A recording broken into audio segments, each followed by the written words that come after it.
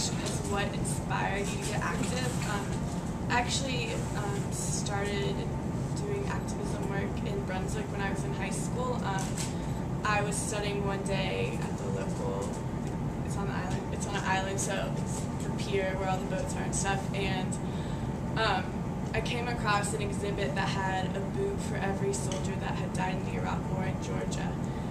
That was put on by the Georgia Peace and Justice Coalition, and so I just happened to see it one day, and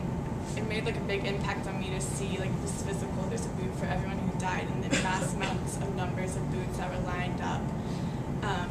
And then I went and got more information, and I learned about how much our government spends each day on war, and it didn't make sense for them to spend millions and millions of dollars on war when in my public high school we couldn't afford art supplies or textbooks. So I started getting involved with the Georgia Peace and Justice Coalition and a local peace group in Brunswick that I didn't know existed before then called Glen Peace, and started organizing in my high school somewhat to just do little things locally, do small protests like downtown Brunswick. And then I moved to Atlanta, and I guess I was inspired by all of the different things that people were fighting for in Atlanta, because in Brunswick it was like, oh, there's nothing really you can do, there's not really a structure built up, and here there were like so many things people were working on and so many ways to get involved, and that really inspired me to do something and like learn more about these issues that I didn't know about before I came to Atlanta. So I think that just meeting other people in Atlanta and seeing other people's struggles has really inspired me to become active. And some of the challenges and successes, I would say some of the most successful organizing that I think I've been a part of is working with high schoolers with a student career alternatives program. It's amazing to go in and talk to them about why they're going to join the military, and kind of let them know some of the statistics that say it might not be the best thing for your future. Statistically, like a quarter of homeless men are veterans, and only 15% of people in the military go to college. So, and also connecting high schoolers with veterans and letting them talk about some of their experiences and some of the things that they've gone through, and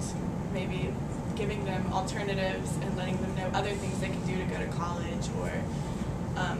other ways they can see the world. It's also a challenge to work with high schoolers and try to get them active and relate to them for a lot of people. And I think, like Mike said, another challenge in organizing is just getting more people involved and making sure that whenever we meet people where they are, whenever we're talking to them about an issue and not coming off like with all of our like political jargon and stuff, and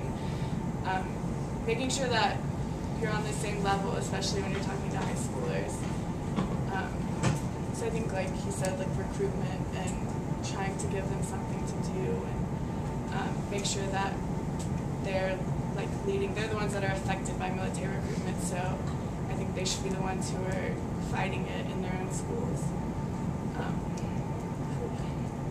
I think to build a strong citywide movement, we need to connect the different struggles and relate them and see how they're all connected, because they are interconnected in some way or another. The budget cuts are affecting everyone, and we're spending so much on war when we could be spending it on education or public transport. And I think that we're going to need to work with other people, and I think this is a good example of working with other people at different schools. And also I think starting with high schoolers and getting them involved when they're young, so then when they're in college they're like expert organizers and can take us by storm.